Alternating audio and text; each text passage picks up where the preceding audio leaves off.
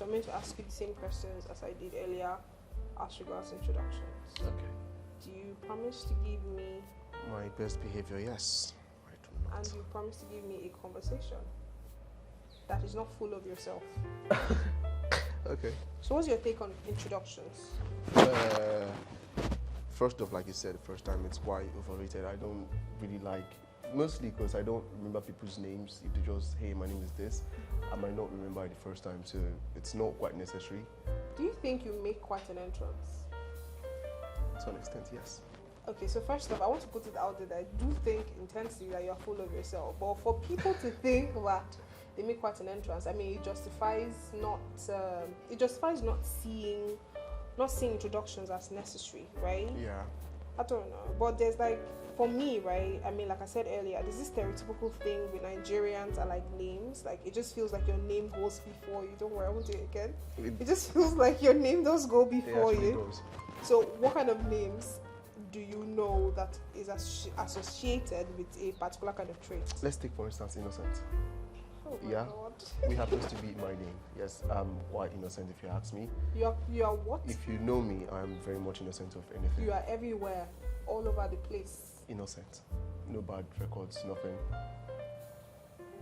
Exactly the point. This guy is a lot. Hey God. So talking about stereotypical attachments to people and traits, what do you think about feelings?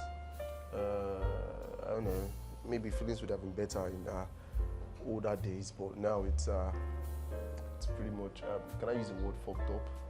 I feel like the Afsha Asabi breakfast. Nah, no. So when last did you experience, the darker side of feeling something for somebody? I don't know if I would say I've ever, felt a dark side in feeling my entire life, but if secondary school does count, that was it. Secondary school? Yeah. Secondary school? Yes. Secondary school? Please don't talk about it anymore. Like, I really want to. Let's talk about it. So when was the time that you felt your darkest when it got to feelings? I had this, I don't know, but I had this girlfriend back then. You had a girlfriend in secondary school? Please. All right. Yes, and okay. Stuff's happened, and then yeah, it was quite painful. This is a very detailed story. So much details. My dear, you get it. I'm so thankful for your knowledge. So since then, it's been like, I don't know. I don't just Given that this is the Valentine period, what is the most dominant feeling that you think that is very exaggerated currently? I love you. I love you. That stuff is annoying. When guys say it, just open mouth. Wow. As much as I do not like you, I'm going to have to point out there that when you said those 3 words, you said them with like a lot of emotion, right? So it felt like stuffs were stolen from you, like somebody robbed you at gunpoint, they're like, I love you, and then they took your stuff. When was the last time that somebody said that to you, meant it, but still fucked you up?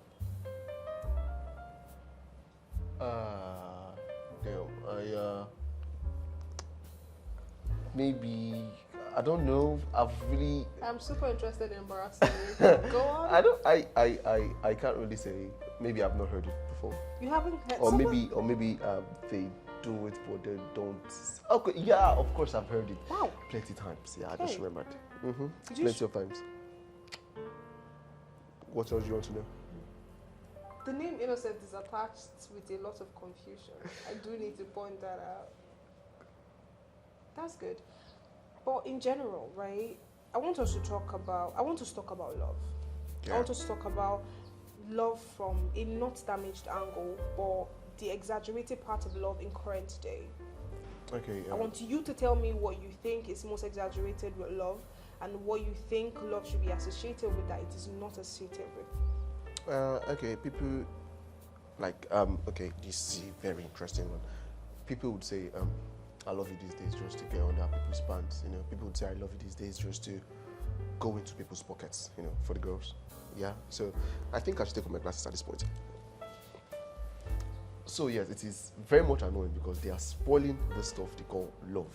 I think love is transactional. It's like, oh, I love you for sex and I love you for money. It's transactional. It's balanced. No, it is when you say you love somebody.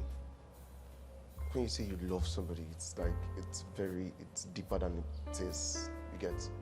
Sometimes like you can do this stuff for this person if this person calls you to come do this stuff. It's like, okay, I was seeing people once and they You know, were there's like, a difference between love and loyalty, right? yeah, Being loyal means that you can turn up for any person, or you can turn up for a person at any time of the day, you regardless of the situation or the reason. you love me, but would you do this stuff for me? I do think that we should also draw the line for where it's convenient for somebody to love you. So because I do love you does not mean that I have to constantly keep myself in the red. I know, like not every time though, but to an extent there are things you could, place under this I love you term. When last were you in a relationship? Never. Since then. So technically, in this context, I do not think that I can talk to you about secular love. Well, my dear, you can, trust me. Okay. So, I mean, given that you just said you've never been in a relationship, I can talk to you about love. How many times have you been caught up in situations where where with people who you didn't love, but you were with them? Did you just ask me how many times? Yeah, I just asked you how many times. Okay, I've been friends with people that, ended up loving me. But did they end up loving you, or did they end up catching feelings? Let's talk about love as a progressive thing. People grow in love. You were asking that one time when last I heard it. So this like one of those times, they got feelings and then they were like, "Hey, I love you," verbal. And what did you do? I mean, it's not. I don't know if I would say it's not something I do. It is something I do, but it just wasn't mutual. So there was no point saying I love you back. So you ran.